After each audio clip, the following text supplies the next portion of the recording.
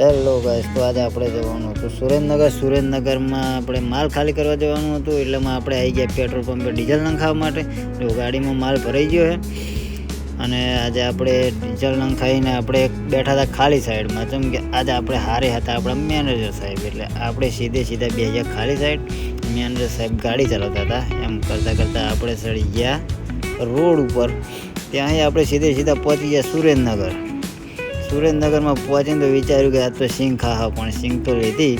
તો એ આપણે હિંગળાજ એગ્રોમાં આપણે માલ ખાલી કરવાનો હતો. તો હિંગળાજ એગ્રોએ પહોંચી ગયા. તો હિંગળાજ એગ્રોમાં માલ ખાલી કરીને આપણે પહોંચી ગયા બીજી જગ્યાએ. એક ભાઈ આગળ બાઇક લઈને લેવા આવ્યા, એ આપણી આગળ જ જાય છે. તો આપણે તેમના તોય પણ માલ ખાલી કરી દીધો. માલ ખાલી કરીને આપણે રોડે સડ્યા એવામાં આપણાને દેખાઈ ગયો એક શેરડીવાળો.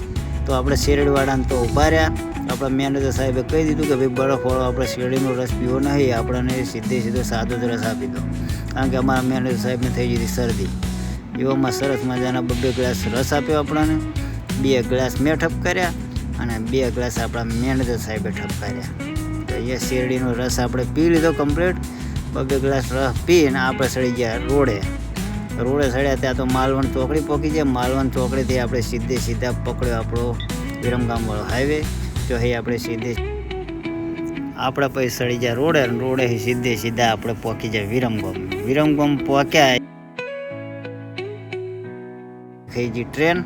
તો આપણે પણ ડબલ ડેકર વાળી ટ્રેન હતી. ટ્રેનનો આપણે પણ વિડીયો લઈ લીધો.